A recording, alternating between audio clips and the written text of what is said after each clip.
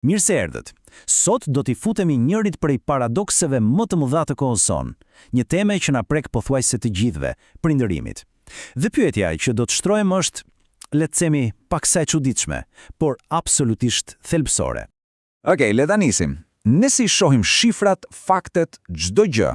Mjekësia, siguria ushqimore, vdekshmëria foshnjore, fëmijët sot janë pas një diskutim më të sigurt se kur më parë. Rreziqet e vërteta, ato që ishin makthi i brezave të tërë, janë minimizuar në mënyrë drastike.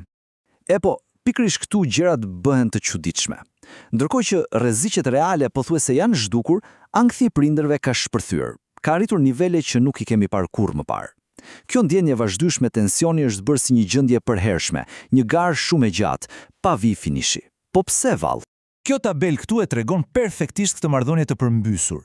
Sa më shumë siguri objektive kemi, aq më pak të qetë ndihemi.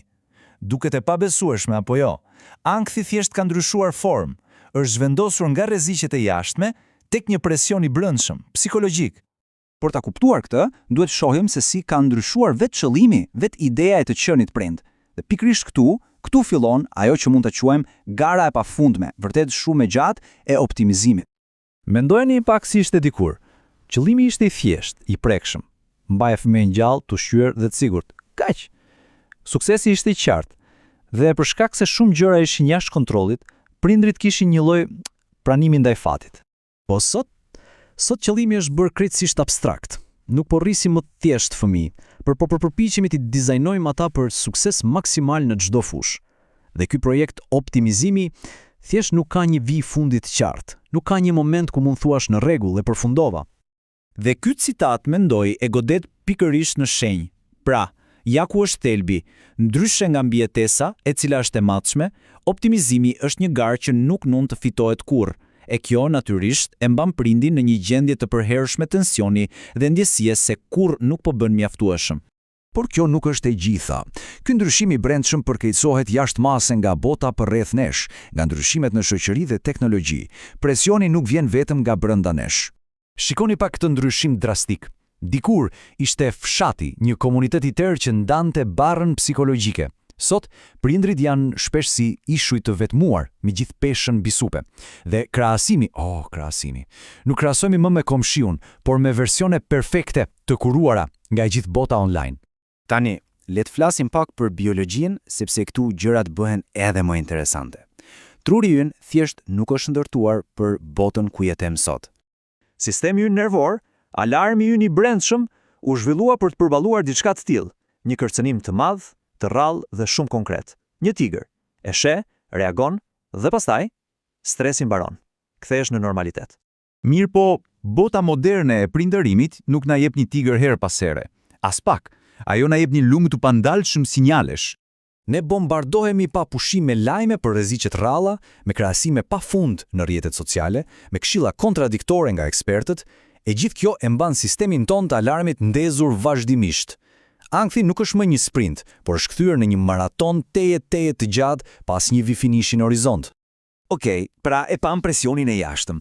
Tani, le të zhytemi pak më thellë për të parë se si e gjithë kjo përkthehet në një barë të rëndë psikologjike për prindin modern.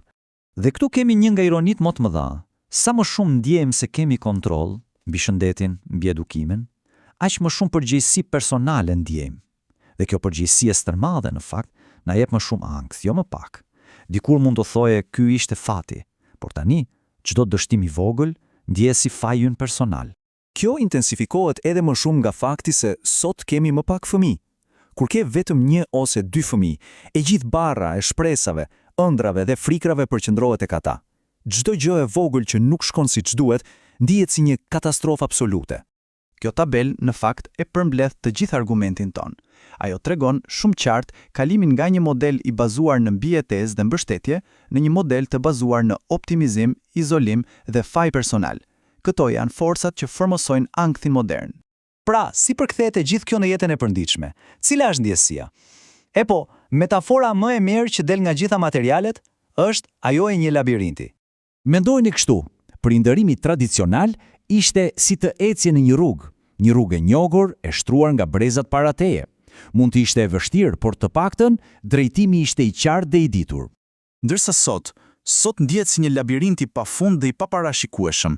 Çdo kthes, çdo vendim i vogël, çfarë do haj, sa kohë do kaloj para ekranit, cilën shkollë do zgjedh, çdo gjë ndjet absolutisht kritike, sikur e ardhmja e fëmijës varet nga ajo zgjedhje.